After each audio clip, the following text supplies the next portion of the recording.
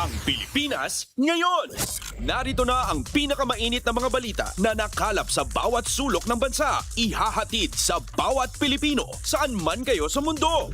Ang Pilipinas ngayon! Pakinggan ang bawat kaganapan sa bawat lalawigan. Ito ang Pilipinas ngayon!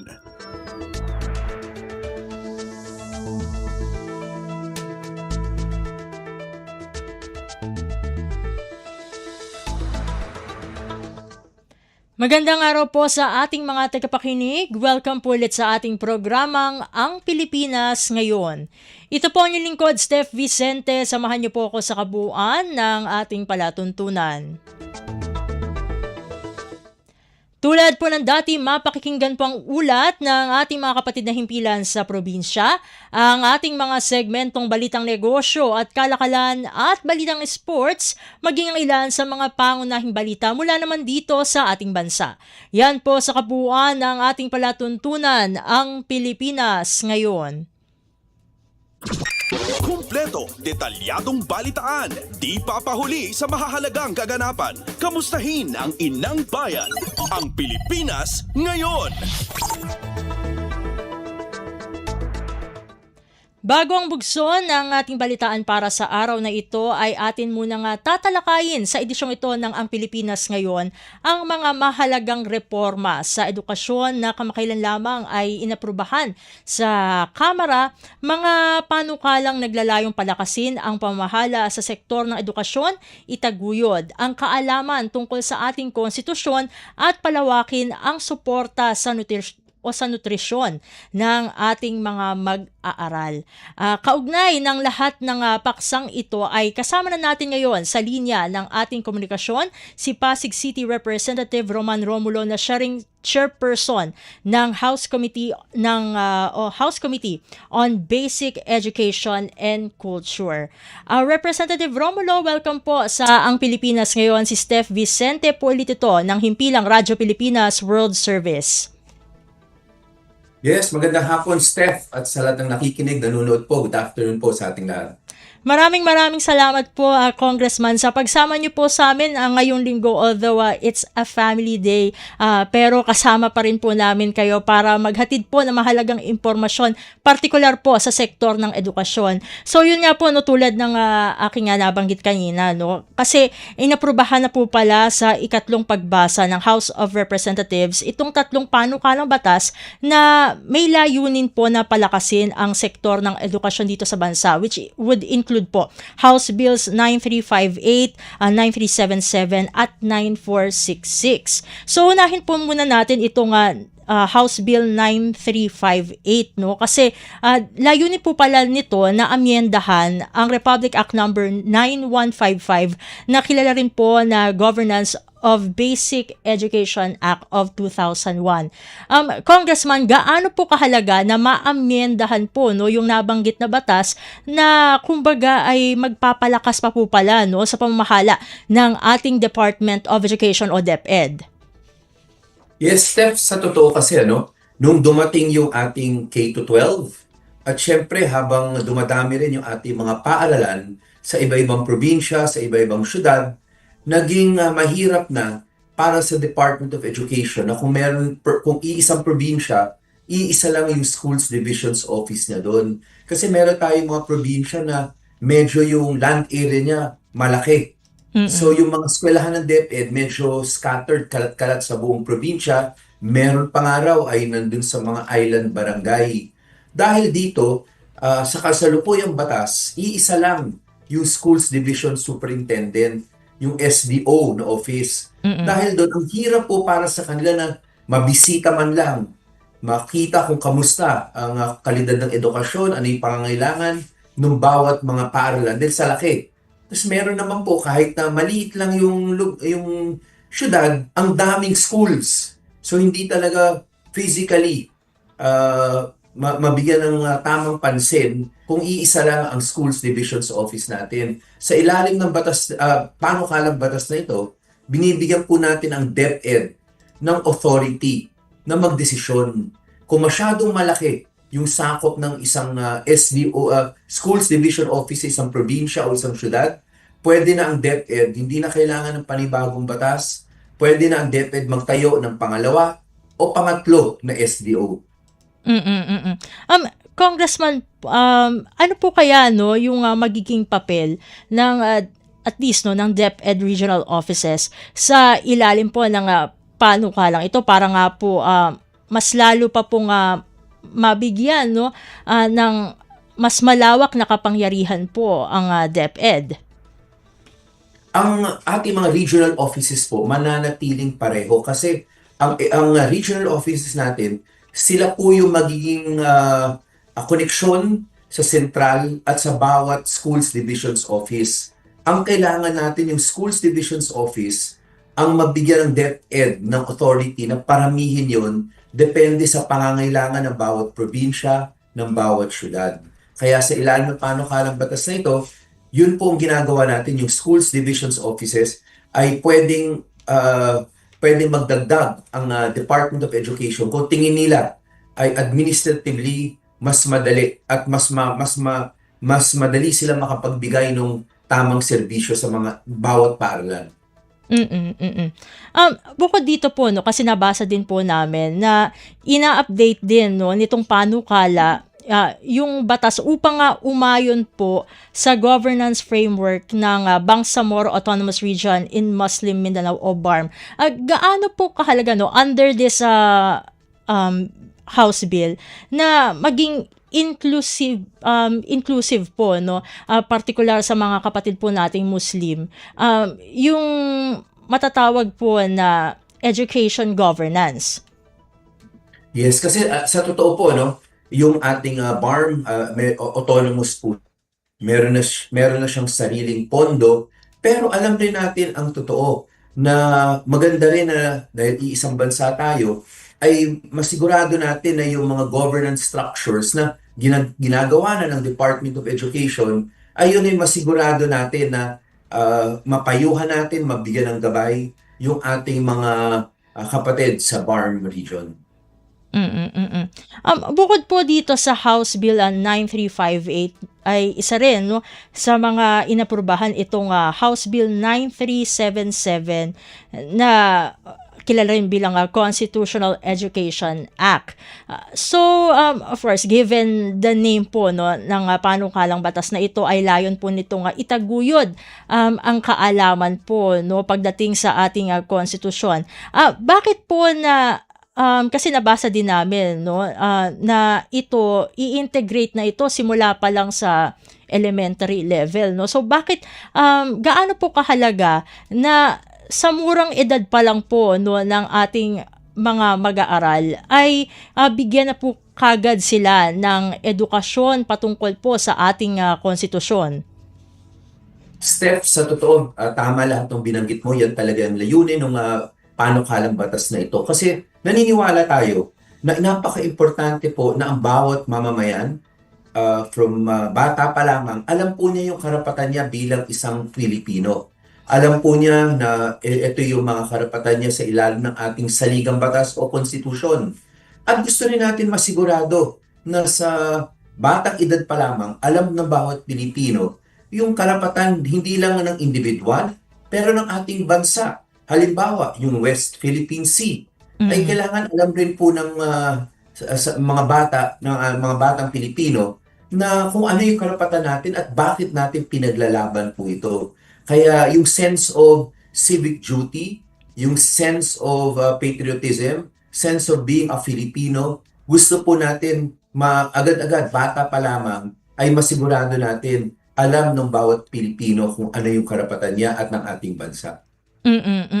And under this House Bill po no na of course isinusulong po ninyo ay gaano po no under this ay paano po eksaktong makatutulong po yung ating school administrators and of course our teachers po no para tuluyan na pong ma-integrate po no ang edukasyon patungkol sa edukasyon patungkol sa ating konstitusyon dun sa curriculum po no na ipinatutupad sa ating mga eskwelahan.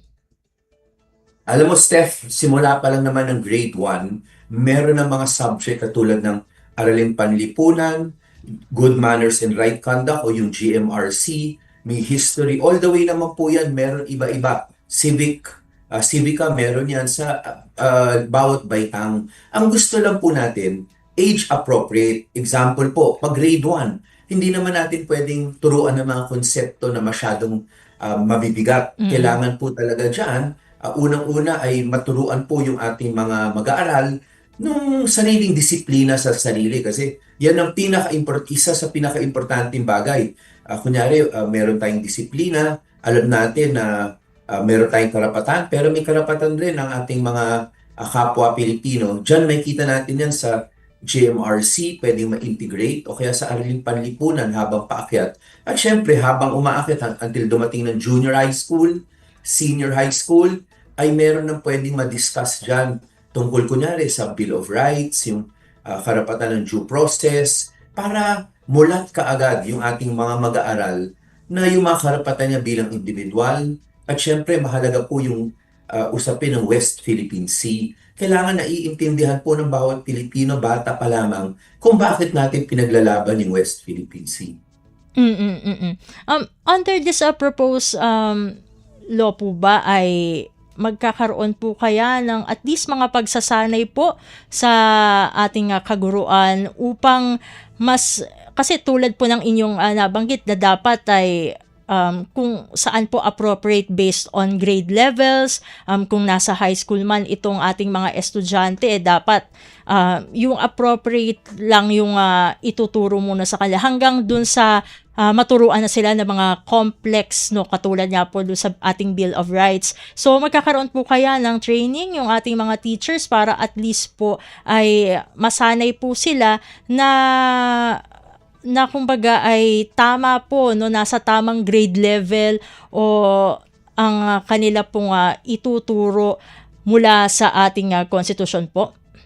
Tama ka, Steph, ano? Talagang sa bawat bagong ini-introduce na competency o learning area, talagang kailangan po talaga ng unang-una pagbibigay ng gabay ng central office kung ano yung mga paksa na pwedeng pag-usapan. Pagkatapos po nun, ay syempre kailangan magkaroon ng open forum with the teachers para ma-discuss sa kanila kung may katanungan sila, kung meron silang gustong may makita silang mga komplikasyon.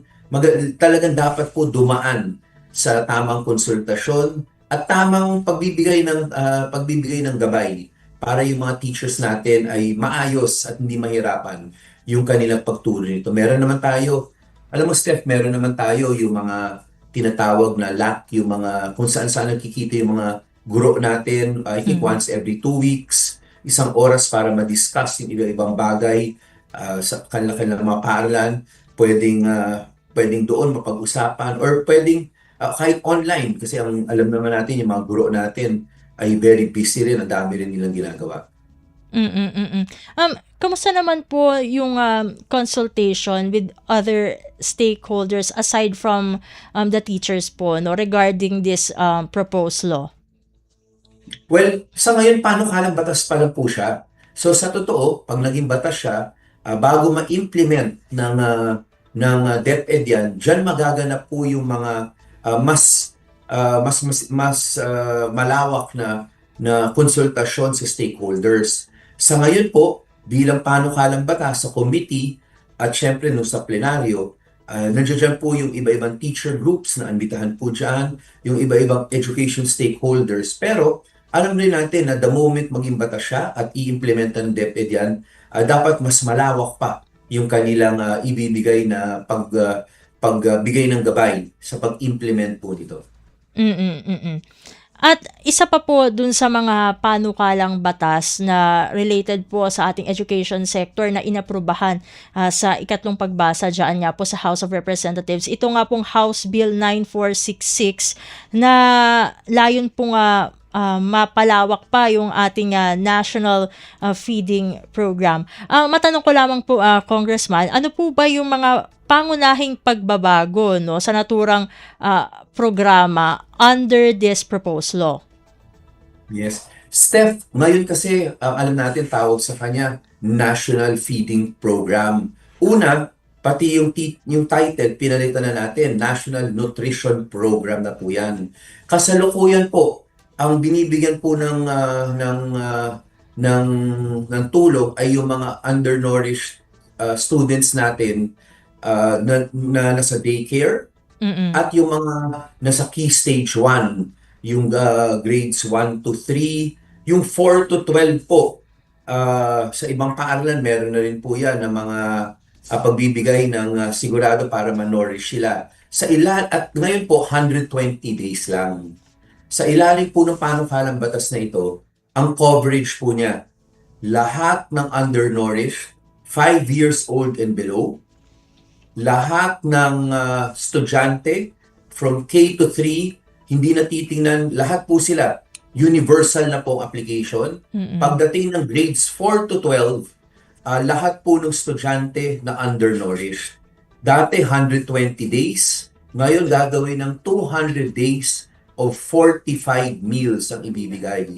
At syempre po, nandiyan rin po yung mga, kung kakayanin, yung milk or gatas makapagbigay. Pero importante muna ay yung 45 meals na 200 days, dati 120 lang. Yung coverage niya universal na for K to 3 at para sa lahat ng batang Pilipino below 5 na undernourished.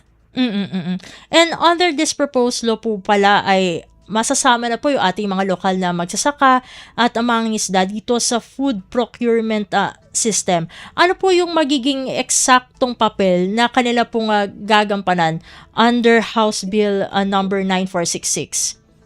Well, magkakaroon po talaga ng mapping yan, ng food agricultural mapping ng buong Pilipinas.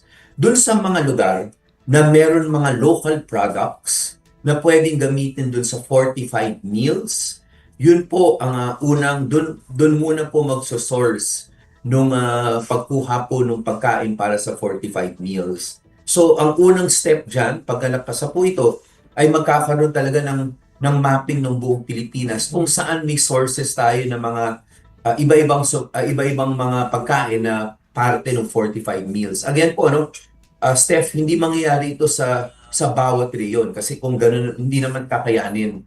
So ito po, it will be localized dun sa mga lugar kung saan madedetermine dun sa mapping ng ating bansa na merong local sources ng pagkain na pwedeng gamitin for 45 meals. And aside from our local farmers and fisher folk po, kasi yung locality na po yung pinag-uusapan natin dito, paano po kaya naman makakatulong ang mga local government units po natin para maasistehan po yung ating mga magsasaka at mangingisda under this proposed law?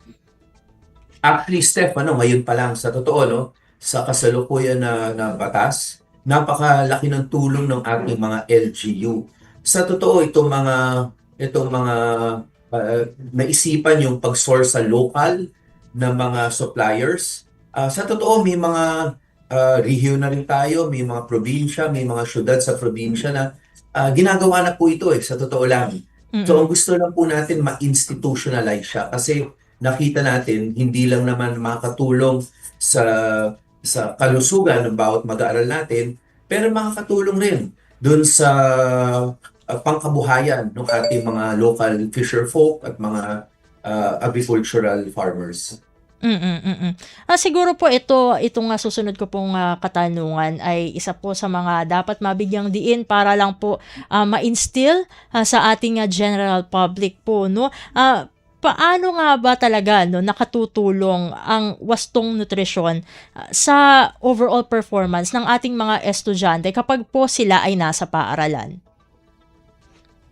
Steph, una, sinabi na sa atin ng lahat ng eksperto sa medical at health professions na napaka-importante na hindi maging undernourished ang isang bata, lalo na below 5 years of age. Ang sabi sa atin ng mga dalubhasa, ng mga eksperto, kung merong stunted growth o may undernourished below 5, pagdating po ng K to 12 nila, yung K, yung kindergarten, kahit anong gawin po natin, hindi na natin ma-recover yung stunted growth at yung brain development po nila. Pag hindi sila properly nourished before 5, pati yung full growth ng brain development nila apektado rin. That is why talaga napaka-importante dahil sayang po yung talento ng batang Pilipino. Imagine kung dahil lang sa kahirapan ay hindi ma-develop, hindi lamang yung physical height niya, pero yung brain development niya, siguro dapat talaga gumalaw na tayo sa gobyerno at yan yung objective nitong panukalang batas na ito para hindi naman maging stunted growth or mawala yung full development ng brain ng isang batang Pilipino. Mm-mm. And Congressman Romulo, no, given po lahat nitong napag-usapan po natin, yung House Bills 9358, 9377 at 9466, sa kabuuan po, no, sa inyong pananaw, ay paano nyo po ilalarawan na ugnayan po ng edukasyon, governance at nutrisyon sa pag-unlad po ng ating bansa? Alam mo, Steph, maganda yung tanong mo simply because talagang hindi talaga pwedeng paghiwalay yung yung health at yung education. Kasi nga yung napag-usapan natin kanina, pagka stunted growth o hindi yung brain development ay maputol, sayang po yung full potential ng batang Pilipino. Alam natin yung bawat batang Pilipino na nag-aaral sa mga ating paaralan ngayon, whether sa DepEd o pribado, yan po yung magmamana po ng ating lipunan.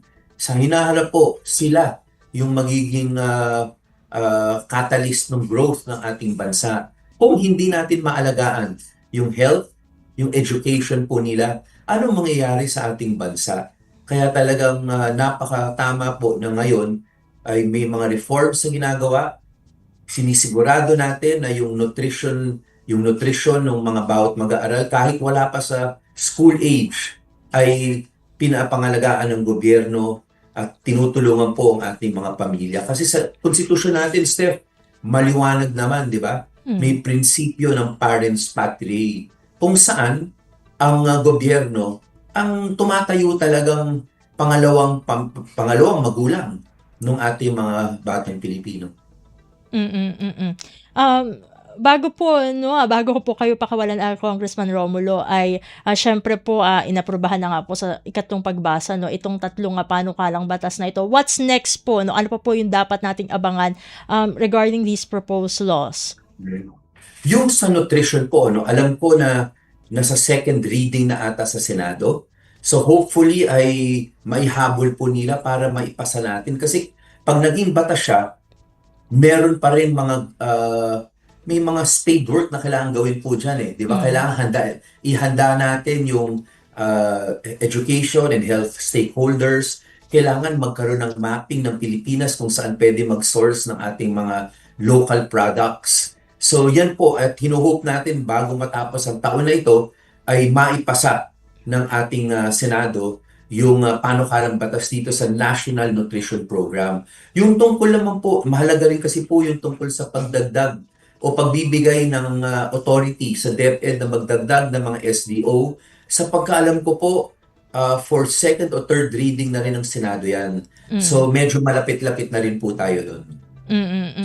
And we hope po na as soon as possible po ay maisabatas po ang lahat ng ito, lalo saktong-sakto ay balik eskwela na this week. Kaya very kumbaga good news ito, hindi lamang sa ating mga mag-aaral kundi maging sa ating mga kaguruan at sa mga school administrators. With that po, maraming salamat po Congressman Romulo for joining us dito sa programang Ang Pilipinas Ngayon. Sa ulitin po, God bless po at mabuhay po kayo. Have a good Sunday, Steph. At sa nakikinig, have a good Sunday po. Maraming salamat po. At ating nakasama dito sa edisyong ito ng Ang Pilipinas Ngayon, si Pasig City Representative Roman Romulo na siya ring chairperson ng House Committee on Basic Education and Culture. Tayo dadako na sa ating balitaan.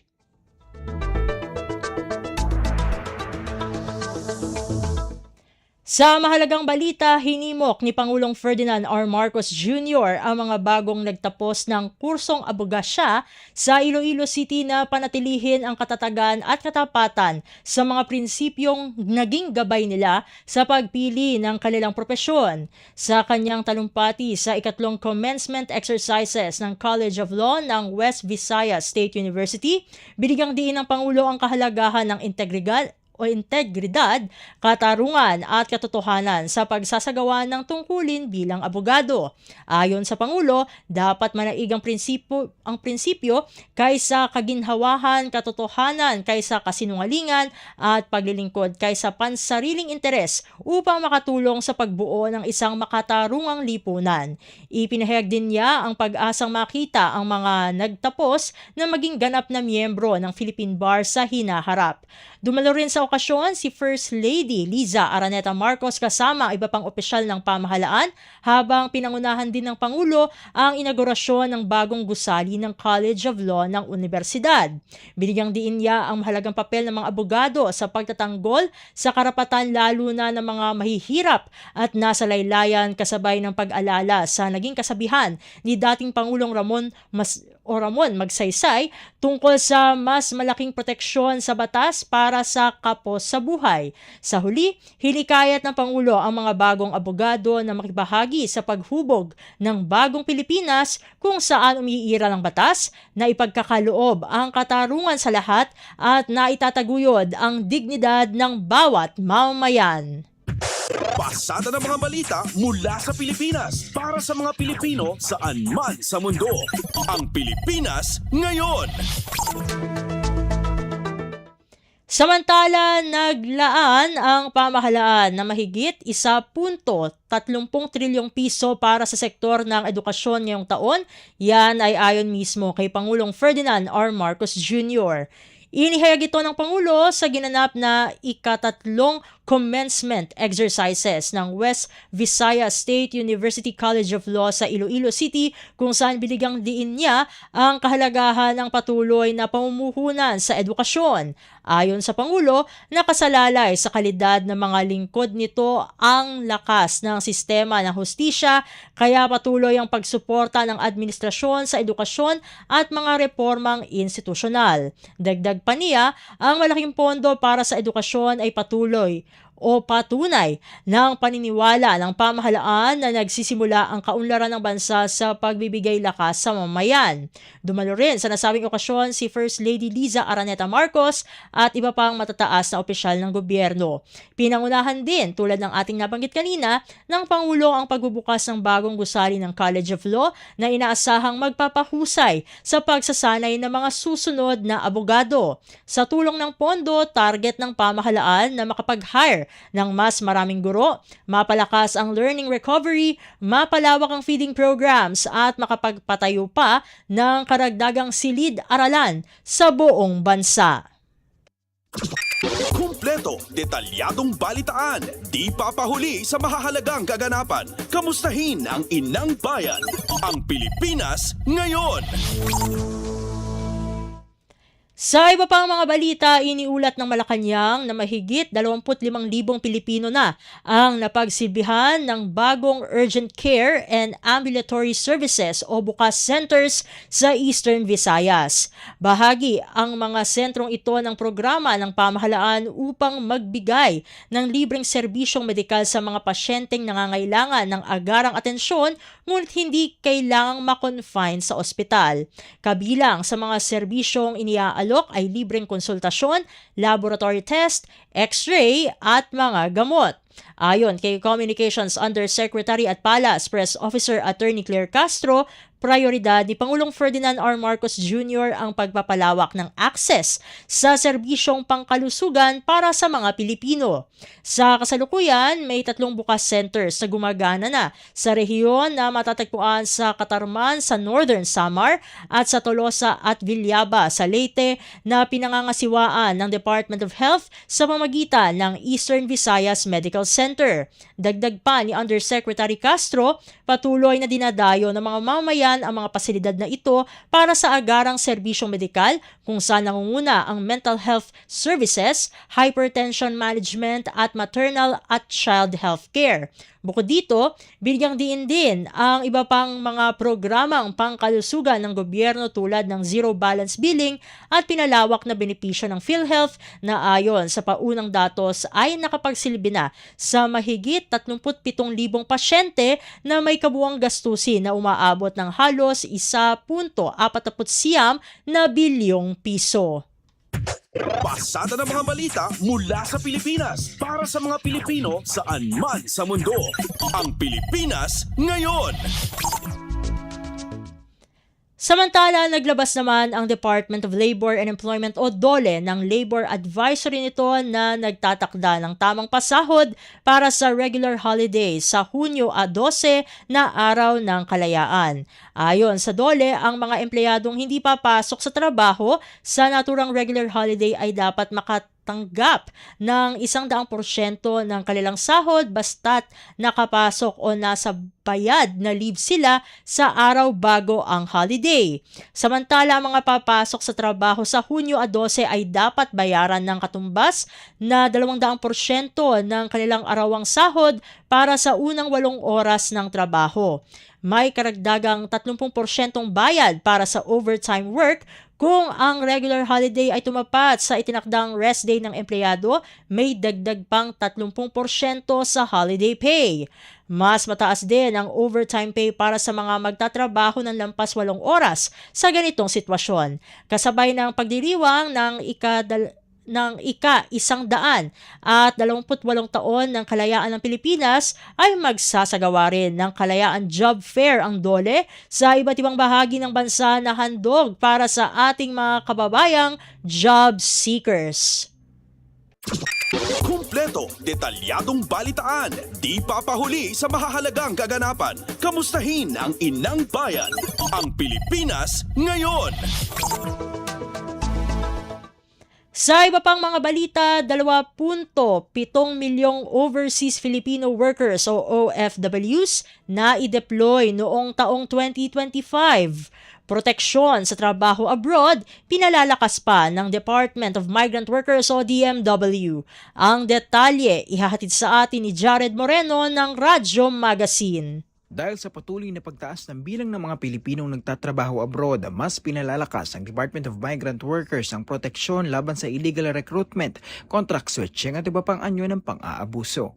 Ayon sa datos ng DMW, mahigit 2.7 milyong OFWs ang nai-deploy noong 2025. Mas mataas ito ng 15.4% kumpara noong 2024. Sa panayam ng Radyo Magazine, binigyan din ni DMW Undersecretary Dominic Rubia Tutay ang kahalagahan ng pag-verify ng employer at pakikipag-ugnayan sa Embahada ng Pilipinas sa bansang pupuntahan upang matiyak ang ligtas at legal na pagtatrabaho. Paalala rin ang ahensya sa mga recruitment agencies na agad i-report sa DMW ang namang paglabag o reklamo ng mga OFW. Yung mga recruitment agencies po na involved doon po sa specific worker po natin ay i-report din po yan dito sa Department of Migrant Workers dahil may tungkulin po ang ating mga Philippine recruitment agent, private recruitment agencies na i-report lahat po ng mga paglabag na nagawa po laban po sa ating mga migrant workers. Mula sa Radyo Magazine, para sa Bagong Pilipinas, ito si Jared Moreno, Radyo Pilipinas, Radyo Publiko. Pasada ng mga balita mula sa Pilipinas para sa mga Pilipino saan man sa mundo. Ang Pilipinas ngayon. Sa iba pang mga ulat, nakiisa ang Department of Migrant Workers o DMW sa serbisyo caravan na ginanap sa Rizal Park, Maynila bilang bahagi ng pagdiriwang ng ika-128 araw o ika-128 araw ng kalayaan dito sa Pilipinas. Pinangunahan ng National Historical Commission of the Philippines o NHCP ang aktibidad na layong ilapit sa publiko ang iba't ibang serbisyo ng pamahalaan sa gitna ng pagdiriwang ng kalayaan at pagkakaisa.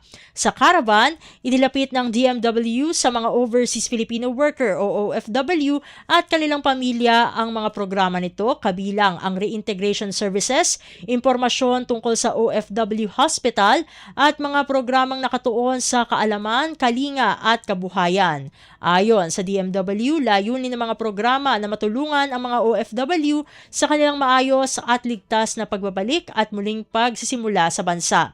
Alinsunod ito sa direktiba ng Administrasyong Marcos Jr. na palakasin ang serbisyo para sa mga tinaguriang bagong bayani. Katuwang ng DMW sa aktibidad ang mahigit 50 ahensya ng pamahalaan kabilang ang DOLE, DFA, DOH, TESDA, PhilHealth, SSS, Pag-ibig Fund at iba pa na magpapalawak ng serbisyong direktang inilalapit sa mamamayan. Kumpleto, detalyadong balitaan, di papahuli sa mahahalagang kaganapan. Kamustahin ang inang bayan, ang Pilipinas ngayon.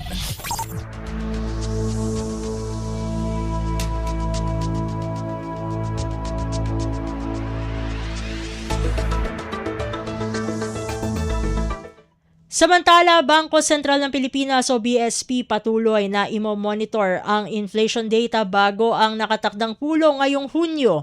Ang kabuang ulat ihahatid sa atin ni Melanie Valdos Reyes. Inihayag ng Bangko Sentral ng Pilipinas na ibabase nila ang inflation data bilang gabay sa monetary decision sa nakatakdang pulong ngayon buwan ng Hunyo. Ito ang inihayag ng BSP kasunod ng naitalang 6.8% na May inflation mula 7.2% inflation noong buwan ng Abril. Ayon sa BSP, ang May inflation ay mas mababa rin kesa sa inaasahan ng merkado at sa forecast range ng BSP na nasa pagitan ng 7.1 hanggang 7.9%. Ayon sa Bangko Sentral, nakatulong sa pagbagal ng inflation ang pagbaba ng gastos sa transportasyon dahil sa unti-unting pagbaba ng presyo ng produktong petrolyo.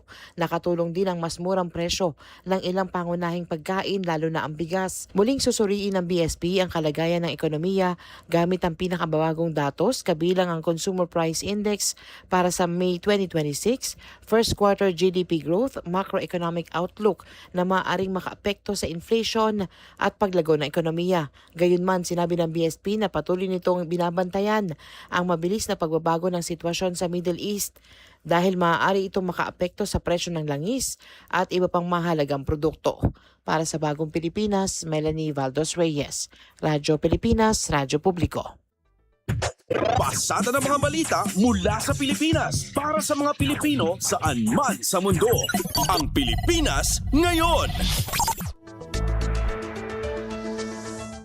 Sa iba pang mga balita, Bureau of Internal Revenue o BIR nilinaw na hindi saklaw ng Value-Added Tax o VAT ang Lifeline Subsidy at Green Energy Allowance. Ang detalye ihahatid naman sa atin ni Ray Ferrer. Nilinaw ng Bureau of Internal Revenue na hindi na papatawan ng value-added tax at withholding tax ang Lifeline Subsidy at Green Energy Auction Allowance.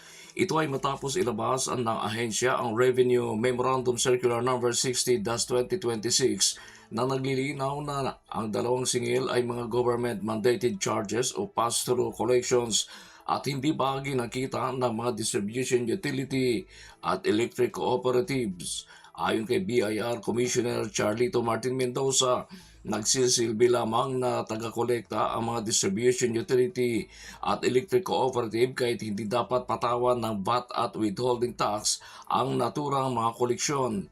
Ang Lifeline Subsidy ay para makatulong sa mga kwalipikadong low-income electricity consumers habang ang Green Energy Auction Allowance naman ay sumusuporta sa mga programa ng pamahalaan para sa renewable energy. Sinabi ni Mendoza na makatutulong ang paglilinaw na ito upang maiwasan ang dagdag na pasanin sa buwis at makatulong sa pagpapanatiling mababa ang gasto sa kuryente ng mga consumer. Para sa Bagong Pilipinas, Ray Ferrer, Radyo Pilipinas, Radyo Publiko. Kumpleto, detalyadong balitaan, di papahuli sa mahahalagang kaganapan. Kamustahin ang inang bayan, ang Pilipinas ngayon. Samantala, tatlong top-notcher ng Philippine Military Academy o PMA Talang Dangal Class 2026 mula sa Batangas, ginawaran ng parangal. Ang kabuang ulat ihahatid naman sa atin ni Lawrence Tanhoco. Kinilala sa Dangal ng Batangan Award ang tatlong Batanggenyo na nanguna sa pagkatapos ng Philippine Military Academy Talang Dangal Class of 2026. Ginawaran ng parangal ang valedictorian ng PMA Class 2026 na si 2nd Lieutenant Christine Librada, Top 7 na si Ensign Elixa Hernandez at Top 8 na si 2nd Lieutenant Catherine De Chavez. Iginawad ang pagkilala ng Batangas Forum at Kapatirang Mabini Foundation sa Mabini Shrine sa Tanawan, Batangas sa pangunguna ni na dating Batangas Governor Tony Leviste, dating Tanawan Mayor Paquito Lirio at retired General Edgar Arevalo. Ayon kay Leviste, iginagawad ang dangal ng Batangan sa mga Batanggenyo na nagbibigay ng karangalan at pagkilala sa Batangas sa pamamagitan ng kanilang mga natatanging nagawa, tagumpay at serbisyo. Mula pa rin dito sa lungsod ng Maynila para sa Bagong Pilipinas, Lawrence Tanhoco ng Radyo Pilipinas, Radyo Publiko. Pasada ng mga balita mula sa Pilipinas para sa mga Pilipino saan man sa mundo. Ang Pilipinas ngayon. At iyan ang mga mainit na balita para sa araw na ito. Didiretso na tayo sa bugso ng ating mga regional news. Balita mula sa lalawigan sa bawat rehiyon ng ating bayan. Dito sa Ang Pilipinas Ngayon. Dadakuin muna natin ang rehiyon ng Luzon, El Nino Phenomenon Preparedness and Mitigation Plan ng Rehiyon 2, planchado na. Ang kabuang-ulat ihahatid sa atin ni Dina Villacampa mula sa Tuguegarao. Nalatag na Cagayan Valley Disaster Risk Reduction Management Council o CBDRMC and the Department of Interior and Local Government o DILG Region 2 i-mitigation and the preparedness measures data El Nino phenomenon na miyembro na Regional Peace and Order Council. Napagargawan inakuha ng El Nino Regional Action Plan na itutok na water security, food security, energy security, health and public safety. Iinirekomendada iyari nga mawak nga pangininan ta may pango nga aksyon o contingency plan ta pangurubang irata El Nino. Mawak, inakasta nga koordinasyon ta naduro mga ira nga ahensya entre pangiade ta kawagan ira nga impormasyon ta totolay ta peno mabawasan idumang epekto na El Nino ta patolayan, gawagawayan at seguridad na totolay ira. Yato ni Blita nagafut ta syudad na Tuguegarao yaw si Dina Villacampa, Radyo Pilipinas, World Service. Balita mula sa lalawigan sa bawat rehiyon ng ating bayan. Dito sa Ang Pilipinas Ngayon. Inyong napakinggan ang ulat ni Dina Villacampa mula sa Tuguegarao. Puntahan naman natin ang Baguio City. Camp John Hay, binuksan ang pintuan para sa mga magsasaka ng Kabayan, Benguet para sa Vegetable Recovery and Marketing Assistance Project. Ang kabuang-ulat ihahatid naman sa atin ni Joseph Cabanas. Mailako iti uneg ti Camp John Hay dagiti cauliflower, broccoli kan kamatis manipud iti ili ti Kabayan, Benguet. Daytoy ket kalpasan ti pannakapirma ti maysa a Memorandum of Understanding para iti Vegetable Recovery and Marketing Assistance Project. Ti katulagan ket pinirmaan the John Hay Management Corporation President ken Chief Executive Officer Manjit Singh Riyandi ken Kabayan Mayor Rex Akisan. Bawen na ito'y aparagtinulong maipan dagiti nateng ti Kabayan diretso ti Camp John Hay tapno maipaay tinalawlawa paglakwan dagiti mannalon.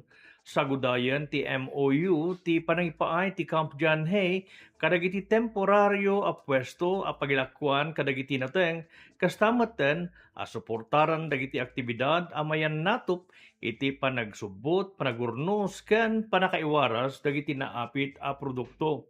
Daytoy a proyekto ket paset iti mandato ti GHMC amang pasaya at iti John Hay kas maysa nga investment destination. Kinunan ni Mayor Akisan at ipanagtinulong ket mangpapigsa iti pannakaiyasideg dagiti mannalon iti merkado. Inayon met ni President Riyandi ababaan iti pannakausar ti John Hay daytoy ket agbalin a sentro iti agriculture recovery. Damag manipod ditoy syudad iti Baguio. Siak ni Joseph Cabanas para iti Radyo Pilipinas World Service. Balita mula sa lalawigan sa bawat rehiyon ng ating bayan. Dito sa Ang Pilipinas Ngayon. Inyong napakinggan ang ulat ni Joseph Cabanas mula sa Baguio City. Puntahan naman natin ang Virac. Mas matatag na supply ng kuryente sa lalawigan ng Catanduanes, target na maisakatuparan. Narito si Rosie Nieva para sa balita.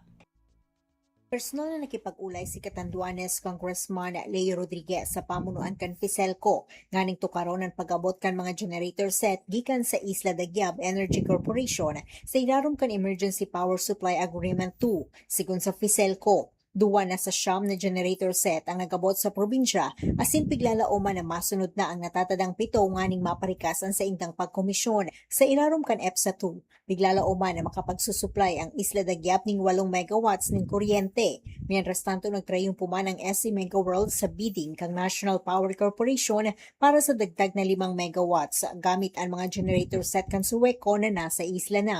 Target kan NPC as iba pang ahensya kan gobyerno na makomisyon ang kabilugang 13 megawatts na dagdag na kapasidad pag-abot nin Hunyo 10. Biglalauman man na mabisita sa Catanduanes ang mga opisyal kan DOE, ERC as in NPC para sa commissioning kan mga generator set. Masumitir man ang PhilHealco nin aplikasyon para sa subsidy sa emergency power supply nganing makatabang na mabawasan ang posibleng dagdag singil sa mga consumer. Gikan sa RP Vira, kini si Rosie Nieva para sa Radyo Pilipinas World Service. Balita mula sa lalawigan sa bawat rehiyon ng ating bayan. Dito sa Ang Pilipinas Ngayon. Inyong napakinggan ang ulat ni Rosie Nieva mula sa Virac. Dadako na tayo sa Kabisayaan. Kapitolyo ng Siquijor umaasa ng patuloy na pangalaga sa kapayapaan at kaayusan sa ilalim ng bagong hepe ng Siquijor Police Provincial Office. Pakinggan ang ulat ni Jessa Agua-Ilanan mula sa Cebu. Malaumon si Siquijor Governor Jake Vincent Villa nga magpadayon ang pagpalalipod sa kahusay ug kalinaw sa lalawigan ilawom sa bag-ong pagdumala sa kapulisan sa isla. Kini may gibutyag sa gobernador human mi pahigayon og courtesy call sa Kapitolyo ang bag-ong gitudlo isip officer in charge sa Siquijor Police Provincial Office nga si Police Colonel Mark Anthony Andrade. Ato sa mga panagtagbo, gituki ang mga pamaagi alang sa padayon nga koordinasyon ug pakig-alayon sa duha ka mga buhatan nga nag-alagad dili lamang sa mga Siquijudnon apan lakip sa mga bisitang langyaw ug lokal nga buot makasinati sa kaanindot sa turismo sa Siquijor. Sa iyang bahin mapasalamaton si Andrade sa paghangop sa probinsyal na kagamhanan sa iyang bag-ong mandato ug misaad nga paningkamutan ang pagsiguro nga luwas ug hapsay ang Siquijor ubos sa iyang pagdumala. Nasayran nga ang Siquijor usa sa labing dayuhon nga tourist destination sa nasod tungod sa lain-laing atraksyon ug kalihukang turismo niini. Gikan sa RP1 Cebu sa Agua-Ilanan para sa Radyo Pilipinas World Service. Balita mula sa lalawigan sa bawat rehiyon ng ating bayan. Dito sa Ang Pilipinas Ngayon. Inyong napakinggan ang ulat ni Jessa Agua-Ilanan mula sa Cebu. Puntahan naman natin ang Iloilo. Web-based tourism management system binuo ng mga ComSci intern para sa turismo sa Aklan. Ang detalye ng balita ihahatid naman sa atin ni Hope Torrechante. Magluwas sa Boracay, isa man sa mga sikat nga destinasyon sa Aklan ang Burwanga. Agud mabuligan para mapanami ang pagdumala kag promosyon sang Barangay Belis sa Banwa, naghuman sang isa ka web-based tourism management system ang mga computer science student interns ng Department of Science and Technology Aklan. Katuyuan sang integrated tourism management system nga imuon epesyente ang pagmonitor sa mga turista nga nagabisita sa lugar, samtang nagaserbi man nga online platform ang inobasyon para mapakilala pa ang mga atraksyon kag serbisyo nga ginatanyag sa barangay. Nagapati ang DOST Aklan nga makabulig ang sistema sa mga tourism frontliners kag sa mga opisyal sang barangay para sa mas organisado nga impormasyon sa mga turista kag makahuman sang datos nga sarang magamit sa pagpasad sa mga pulisiya kag programa para sa lokal nga turismo. Ang proyekto ginhuman sang 4 ka interns gikan sa Aklan State University Ibahay Campus sa idalom sang Community Empowerment through Science and Technology. Samtang ginanunsyo man sang DOST nga sa karon, nagapadayon man ang paghuman sang virtual tour kag tourism circuit sa lugar sa pagbinuligay sang barangay kag LGU Boruanga. Mula sa Iloilo, ito si Hope Torrechante para sa Radyo Pilipinas World Service. Balita mula sa lalawigan sa bawat rehiyon ng ating bayan. Dito sa Ang Pilipinas Ngayon. Inyong napakinggan ang ulat ni Hope Torrechante mula sa Iloilo. Dakuin naman natin ang Mindanao. Seguridad para sa pagbubukas ng klase handa na. Ayon sa Davao City Police Office. Ang detalye ihahatid naman sa atin ni Armando Feniquito mula sa Davao. Andam ng seguridad sa Davao City Police Office kon DCPO alang sa pag-abli sa school year 2026-2027 ug bagong adlaw Hunyo 8, 2026. Gipayag ni DCPO spokesperson Captain Hazel Caballero nga anaa sa 1,301 ka mga pulis ang ipakatag aron bantayan ang 444 ka mga tunghaan sa dakbayan. Sumala ni Caballero nga bantayan sa kapulisan ang dagan sa trapiko sa gawa sa mga tulunghaan, ilabi na ang pagtabok sa mga estudyante sa kadalanan. Matud pa nga magbutang usab sila og police assistance desk sa mga tunghaan aron na ay daling madaganan ang kinsa man nga nanginahanglan og tabang sa pulis. Nanawagan si Caballero sa mga ginikanan og mga estudyante nga mosunod sa mga patakaran sama sa pag-agi sa pedestrian lane aron malikayan ang aksidente sa dalan. Gikan sa Radyo Pilipinas Davao, ako si Armando Finiquito para sa Radyo Pilipinas World Service. Balita mula sa lalawigan sa bawat rehiyon ng ating bayan. Dito sa Ang Pilipinas Ngayon. Inyong napakinggan ang ulat ni Armando Finiquito mula sa Davao. Puntahan naman natin ang Iligan. Bangsamoro Pilgrimage Authority pinapalawak palalo ang serbisyo at suporta para sa mga susunod na pilgrim delegates sa Saudi Arabia mula sa Barm Region. Ang kabuang ulat ihahatid naman sa atin ni Alwidad Bashir. Opisina Bangsamoro Pilgrimage Authority ang taka-BPA pagulwana nagyang kai Deputy Executive Director Dr. Nordin Salam Bangsamoro Autonomous Region in Muslim Mindanao BARM 2026 Hajj Delegation na inituna yan nagyang kai mambuha kapapantaga na Consul General Romel Rumatu sa Philippine Consulate General sa Ingad de Jeddah, Saudi Arabia sagyang kay yang ipos sa mga gawi. Sagyang ko to meeting na gyang kay BFA officials sa Philippine Consulate na miya diskusira nagyang ko to welfare and well-being mana nakamapyaan agu kaptugumpya o mga Bangsamoro pilgrims agu miya review ra nagyang ko to mga supports and services that provide agyang kana na mga opisina sagyang kay miya nga iipos sa mga Hajj season. Ano to miya kasimbi-sambi ang mga pipya masaweran taka mga ideas mipantag puman ko kapakamagra sa giyang kaya BFA roles ang tagyong ko to mapangalba kagyang kaya opisina BFA in coordination sa giyang kay mga opisina National Commission on Muslim Filipinos. Si sagyang kaiya po makatangling a Hajj operation ago expanding taka ma-expand yung institutional presence sa giyang kaya ingad Saudi Arabia. Yang kanan opisina BPA Philippine Consulate na isa mambupan na ito amala kaya pasadon kiran nagyong ko to masustain ang mga dataraya ang mga collaboration o mga opisina di man naman namar si sagyang kaya kamapya ano lang no po makapon na mga hujas si sagyang kaya ingad tino Bangsamoro. Mula sa Iligan City, ako si Alwidad Bashir para sa Radyo Pilipinas World Service. Balita mula sa lalawigan sa bawat rehiyon ng ating bayan. Dito sa Ang Pilipinas Ngayon. At inyong napakinggan ang ulat ni Alwidad Bashir mula sa Iligan. Dito na nagtatapos ang bugso ng ating mga regional news. Susunod na po ang ating segmentong Balitang Negosyo at Kalakalan at Balitang Sports na parehas pong ihahatid sa atin ng ating kasamang si Leo Magpayo. Lagay ng ekonomiya, kalakalan, negosyo at iba pa. Atin ang alamin dito sa Ang Pilipinas Ngayon.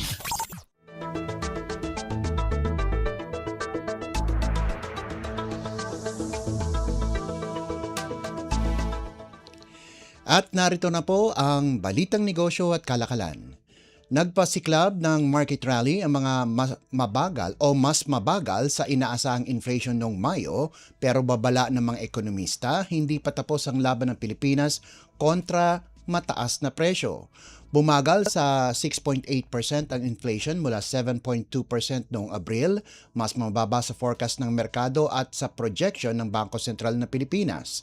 Dahil dito lumakas ang piso at naging isa sa pinakamalakas sa rehiyon ang Philippine shares sa pagtatapos ng linggo. Pero sa likod ng optimismo, Iginit ng analyst na nananatiling mabigat ang mga banta sa presyo, pagtaas ng food prices, epekto ng El Nino, tensyong geopolitikal at posibleng aberya sa energy supply na patuloy na magpupuwersa sa BSP na magtaas pa ng interes. Ayon kay June Neri, lead economist ng Bank of the Philippine Islands, magandang balita ang pagbaba ng inflation pero hindi ito dahilan para magpakampante ang policymakers. Sinabi ni Neri na masyadong mataas ang 6.8% kumpara sa 4.5% policy rate. Iniulat ng Philippine Statistics Authority na bumagal ang inflation dahil sa paghinay ng transport inflation kasunod ng mas banayad na pagtaas ng fuel prices pero nananatiling mataas ang underlying price pressures. Sabi ni Neri na bawasan man ang pangangailangan para sa off-cycle hike, hindi pa rin nawawala ang pangangailangan para sa karagdagang paghihigpit kaya't inaasahan nila ang 50 basis points na itataas ng BSP sa June 18 meeting. Lagay ng ekonomiya, kalakalan, negosyo at iba pa. Atin ang alamin dito sa Ang Pilipinas Ngayon. At bilang panghuli sa ating segmentong Balitang Negosyo at Kalakalan, pansamantalang pinamahalaan ng Metro Pacific Water o MPW ang water distribution network ng San Jose del Monte, Bulacan matapos italaga ng lokal na pamahalaan sa ilalim ng isang city ordinance para sa emergency procurement at interim operations. Kasunod ito ng emergency takeover mula sa San Jose del Monte Water District at Prime Water na binatikos dahil sa mahina at pagbago-bagong serbisyo at mga proyektong hindi natapos. Sa loob ng 2 buwang kontrata, pamumunuan ng MPW ang araw-araw na water service at magsasagawa ng malawakang audit sa mga pipeline, pumping station at distribution network para tukuyin ang mga sira at ihanda ang long-term upgrade plan. Pinili ng lokal na pamahalaan ang MPW matapos ang due diligence ng Technical Working Group na tumingin sa track record at kapital ng iba't ibang water utilities. Malaki ang naging puntos ng MPW dahil sa 25 taon nitong karanasan at kakayahang maglabas ng pondo para sa agarang sistema. Ayon kay Metro Pacific Investments Corporation o MPIC Chairman Manny Pangilinan, tugma ang pagpasok ng MPW sa layunin ng grupo na tumulong sa mga lokal na pamahalaan na resolbahin ang kritikal na infrastructure bottlenecks. Git ni Mayor Florida Robes, target ng lungsod na maibalik ang full supply sa loob ng 1 taon habang agad namang magpapatupad ng engineering fixes ang MPW para mas stabilize ang pressure. Sinabi ni MPW President Andrew Pangilinan na kailangan ng agarang aksyon ngunit ang kompletong rehabilitasyon ay mangangailangan ng tuloy-tuloy na puhunan. Kamakailan naglaan ang MPW ng 3.81 billion pesos para sa 2026 expansion sa Iloilo at Dumaguete, kabilang ang higit 86,000 na bagong service connections, non-revenue water programs at desalination initiatives upang maabot ang kapasidad na 65 million liters per day. Lagay ng ekonomiya, kalakalan, negosyo at iba pa. Atin ang alamin dito sa Ang Pilipinas Ngayon. At yan po ang ating balitang negosyo at kalakalan. Samantala, susunod naman po ang ating segmentong Sports Balita. Updates at pinakahuling mga usapin sa mundo ng palakasan. Atin ang pakinggan dito sa Ang Pilipinas Ngayon. Pasok na sa finals pasok na sa unang finals niya ngayong season si Filipina tennis star Alex Yala matapos talunin ang Swiss qualifier na si Rebecca Masarova 6-2, 4-6, 6-3 sa semifinals ng Birmingham Open nitong Sabado. Mabilis na kinuha ni Iyala ang unang set 6-2 pero bumawi si Masarova sa second set para itabla ang laban. Sa decider, nagpalitan sila ng momentum bago muling umarangkada ang Pinay para sa 4-2 lead matapos ang isa pa ring rain delay. Humawak si Ayala para sa 5-2 bago muling umulan sa center court ng Edgbaston Priory Club. Pagbalik, tinapos na niya ang trabaho para makapasok sa championship match. Susunod niyang makakarap sa finals ngayong linggo ang Czech player na si Nikola Bartunkova, dati niyang doubles partner. Updates at pinakahuling mga usapin sa mundo ng palakasan. Atin ang pakinggan dito sa Ang Pilipinas Ngayon.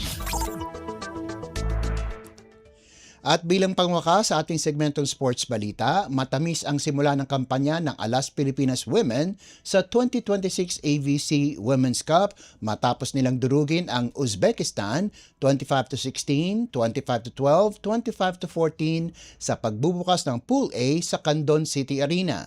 Bumida ang nagbabalik na team captain na si Eliza Valdez na may 14 na puntos mula sa 11 attacks, 2 blocks at 1 service ace. Ayon kay interim head coach Shaq De Los Santos, malaking bagay ang leadership ng mga veterana matapos ang pinagdaanan ng koponan. Nagambag din sina Jove Gonzaga ng 12 puntos at Ces Molina ng 11 puntos habang nagpasiklab sa debut si Nina Itang na may 12 puntos at 4 na blocks. Susunod na makakarap ng Alas ang Australia ngayong linggo sa kaparehong venue. Updates at pinakahuling mga usapin sa mundo ng palakasan. Atin ang pakinggan dito sa Ang Pilipinas Ngayon. At yan po ang pinakahuling balita sa larangan ng palakasan. Ito po si Leo Magpayo. Samantala, nagbabalik na po si Steph Vicente.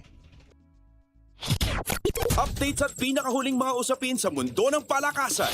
Atin ang pakinggan dito sa Ang Pilipinas Ngayon.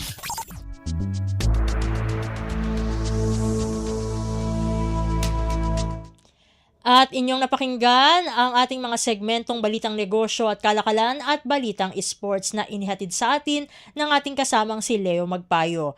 Magpapasalamat na tayo sa ating mga nakasama sa studio na sina Milo Jonella, Susan Aison, Hiro Lucero, Justin Ocias at Anthony Pimentel. Maraming salamat po hanggang sa susunod na edisyon ng ating palatuntunan. Huwag kalimutang mag-like, mag-follow at mag-subscribe sa mga social media account ng Radyo Pilipinas World Service upang maging laging updated sa mga mahalagang balita. Ito pong muli ang inyong lingkod, Steph Vicente. Mabuhay po tayong mga Pilipino. At yan ang Pilipinas Ngayon. Muling samahan sa parehong oras at alamin ang pinakahuling mga kaganapan at balita saan man kayo naroon. Ang Pilipinas Ngayon.